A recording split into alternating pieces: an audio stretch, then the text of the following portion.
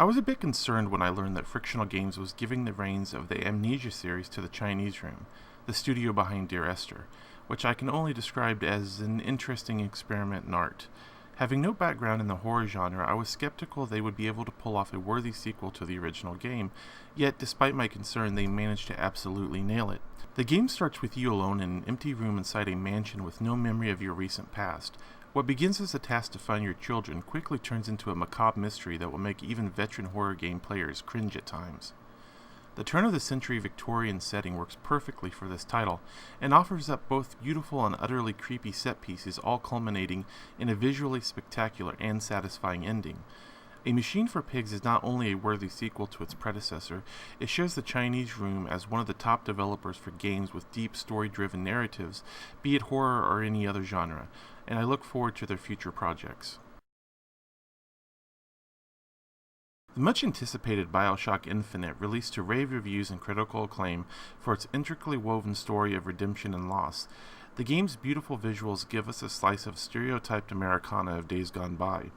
The game felt very cinematic and featured well-scripted scenes that unfolded before the player.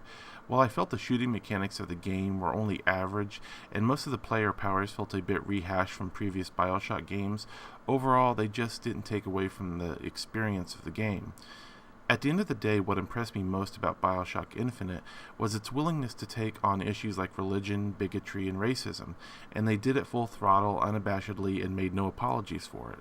BioShock Infinite proved that games are not simply for the younger generation, that they can not only be mature in theme but thought-provoking, deep, and capable of asking players to ponder tough social issues. Brothers is hands down one of my favorite titles of this year. Brothers is a tale of two sons out to find a cure for their father who has come down with a mystery illness.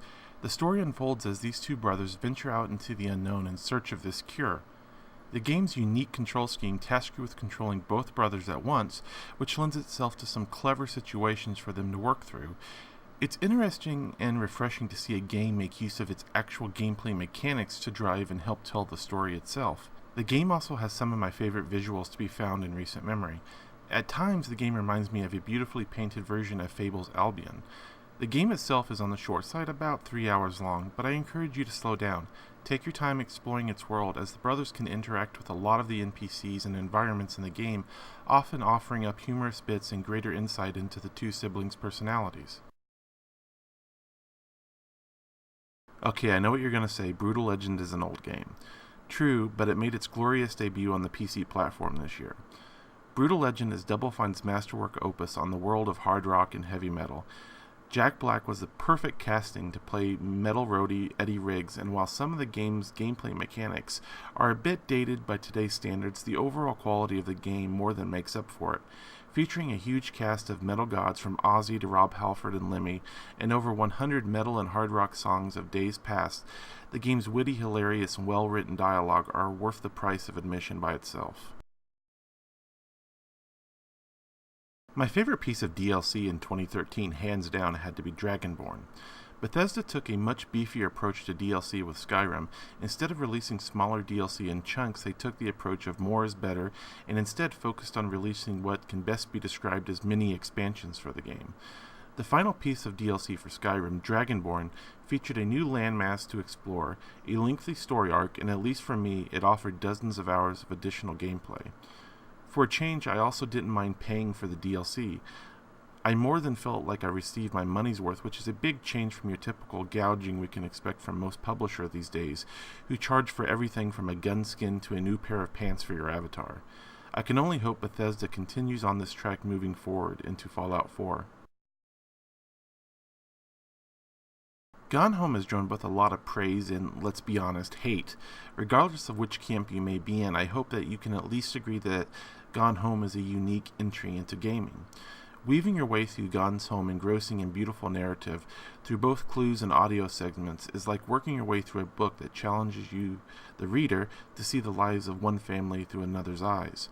The game is a bit on the short side, only taking me less than 2 hours to complete, but the true beauty of Gone Home is that it is yet one more piece of work that shows that games truly are art. Okay, I have to be honest, I'm not a huge fan of fighting games. I never have been and I never will be. In fact, I really suck at them. mostly because I've never had the desire to spend the time needed to learn and memorize the button combinations to be successful at them. But I have to admit I did have a lot of fun playing through Injustice Gods Among Us. First, the game looks terrific, but under that is a reasonably deep fighting system with multi-stage environments that should appease most fighting fans. The best part for me, however, was the terrific story and cutscene elements between the fights. Growing up with fighting games like Street Fighter, Mortal Kombat, and Eternal Champions, I can really appreciate a fighting game with a real story for a change. I also have to applaud them for making a solid PC port for this title. Instead of giving us a straight bad to PC port with no bells and whistles, the game launched on the PC as an Ultimate Edition with full PC menu options, extra DLC characters, and missions thrown in. The Stanley Parable started out as a mod released for Half-Life 2 in 2011. Upon receiving early success, its creators set out to improve upon the concept with a full-fledged version of the game. I have to admit, like Gone Home, the Stanley Parable isn't going to be everyone's cup of tea. I even had a hard time thinking about how to best describe the game. At best I can say that it's a winding story that encourages exploration and player choice. Loaded with humor and gaming tropes, wonderfully narrated and written, the Stanley Parable is a unique twist on gaming that should not be missed. Yes, the game released with a large amount of bugs. No, it didn't fix many of the Total War series' biggest problems. And yes, at times the AI is about as sophisticated as a 5-year-old version of Hannibal Barca. Yet, with even all of its problems, the game still weaves together the same magic that made me spend so many hours in the original Total War Rome. The game features a much improved diplomatic system, a beautiful campaign map, and some of the most animated and visceral combat seen in a Total War game to date. Many nights did I spend sitting up at least till 3 a.m. in the morning thinking, okay, just one more turn. Adventure games have always been one of my favorite genres. Some of my earliest and fondest memories of PC gaming was the old LucasArts adventure games. For a while, though, they fell out of favor for more action-oriented games. However, in the last few years, they've been making a bit of a resurgence in popularity. One of the companies leading that charge is Telltale Games. After their last critically acclaimed game set in the post-apocalyptic world of The Walking Dead, Telltale has switched gears and released The Wolf Among Us. Set 20 years before Bill Willingham's comic book series Fable, The Wolf Among Us follows the story of Bigby Wolf, sheriff of Fabletown, and who also happens to be the big bad wolf of lore.